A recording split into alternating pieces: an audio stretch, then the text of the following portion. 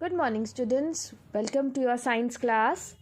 Today we are going to continue reading of lesson 11 Air and Water, and our today's topic is removal of soluble impurities from water. कि किस तरह से हम soluble impurities को water से remove करते हैं. First process is distillation. The process of purifying water by first boiling it and then condensing the steam is called distillation.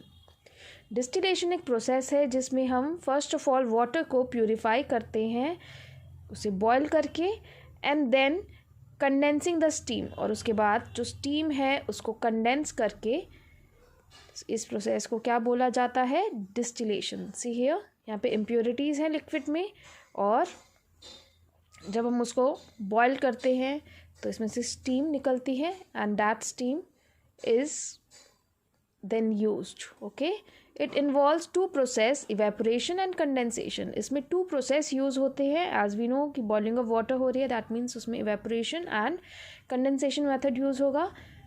This method is used to separate soluble impurities from water. इस process से water में जो soluble impurities हैं, जो solute हो जाती हैं, that means mix हो जाती हैं, वो किस तरह से वाटर से हम रिमूव करते हैं. Impure water is heated till it boils. First of all हम वाटर को हीट करते हैं, जो इम्प्योर वाटर होता है, so that it boils. On boiling water evaporates. Boil करने से वाटर इवेपरेट हो जाता है और जितनी भी इम्प्योरिटीज़ होती है वो फ्लास्क में ही रह जाती हैं.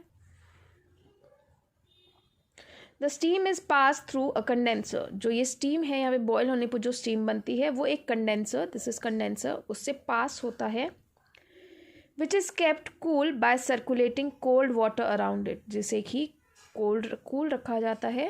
सी हियर, ये स्टीम पास करने की पाइप है या कंडेंसर है, और इसे कोल्ड वाटर, यहाँ पे देखो कोल्ड वाटर का कनेक्शन है, यहाँ पे लिखा हुआ है, देखो कोल्ड वाटर के थ्रू इसे क्या किया जाता है?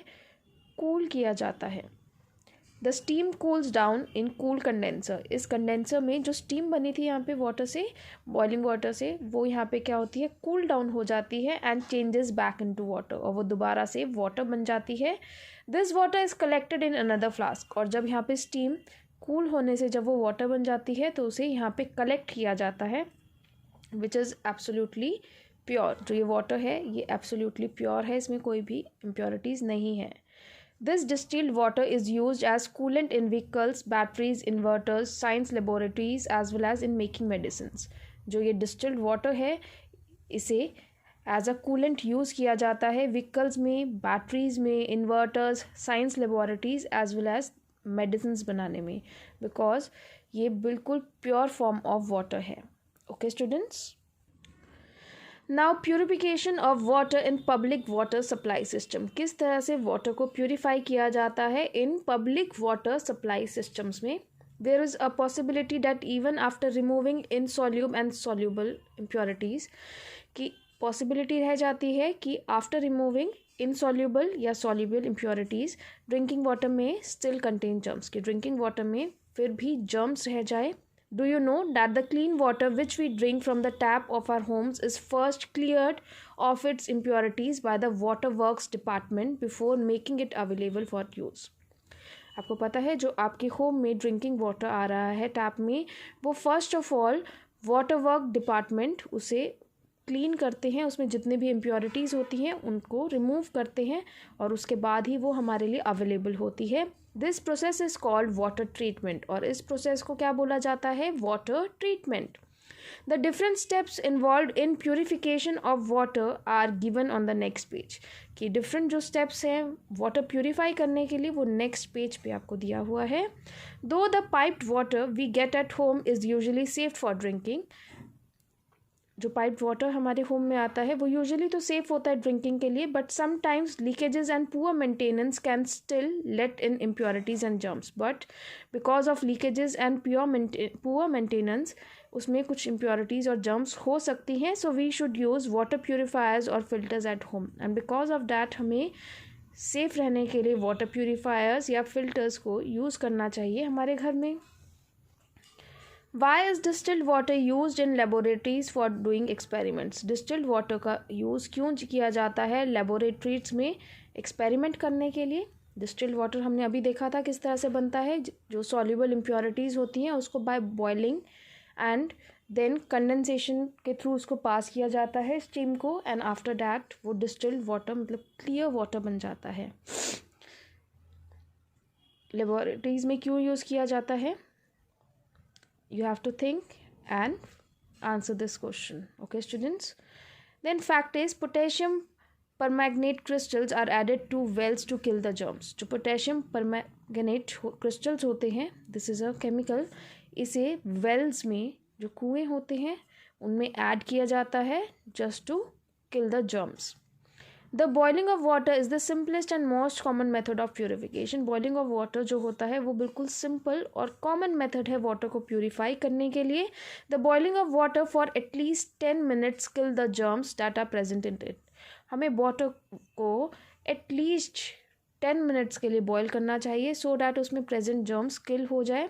This boiled water can be filtered and stored for long time. और जो ये बॉइल्ड वाटर है इसे हम बाद में फिल्टर्ड या स्टोर कर सकते हैं for long time.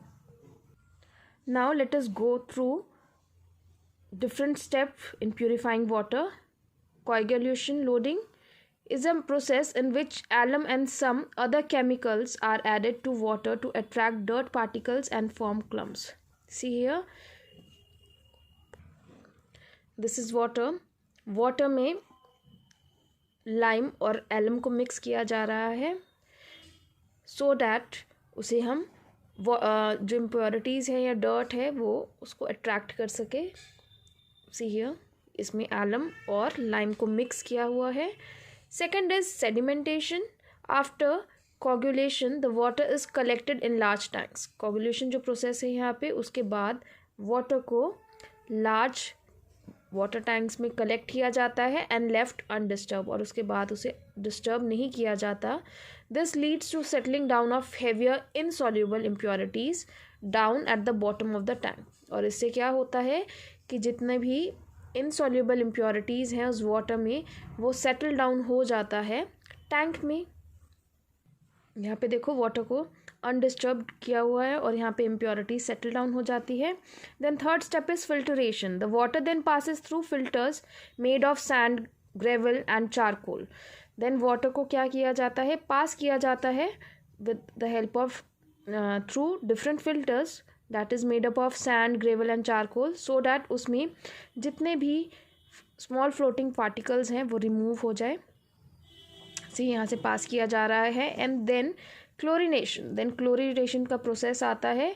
This clear water में स्टिल कंटेन्स जर्म्स। हमें पता है कि वाटर में फिर भी कुछ इम्प्योरिटीज़ रह सकती हैं, so chlorine gas is pass. यहाँ पे देखो क्लोरीन गैस को पास किया जा रहा है through the water so that जो उसमें जर्म्स रह गए हैं उन्हें किल कर सके। The water is then stored in water tank. तो उसमें वाटर को फिर उसके बाद क्या किया जाता है, स्टोरेज किया जाता है वाटर टैंक में एट द हायर लेवल, एक हायर लेवल पे।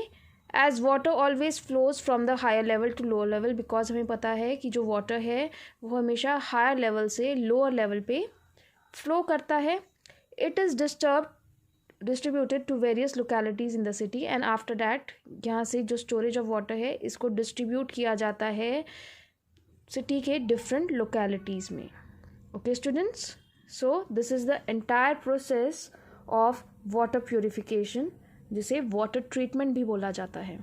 First of all coagulation, then sedimentation, third one is filtration and last one is chlorination. First process में लाइम, एलम और डिफरेंट केमिकल्स को ऐड किया जाता है सो डैट वाटर में से डर्ट पार्टिकल्स या जितने भी डर्ट पार्टिकल्स हैं या अदर जो भी इम्प्योरिटीज़ हैं वो कलेक्ट हो जाए। देन सेडिमेंटेशन प्रोसेस में क्या होता है, वाटर को सेटल डाउन करने के लिए छोड़ दिया जाता है ताकि जितने भी इनसॉल्युबल इम्प्योरिटीज़ हैं वो सेटल डाउन हो जाए।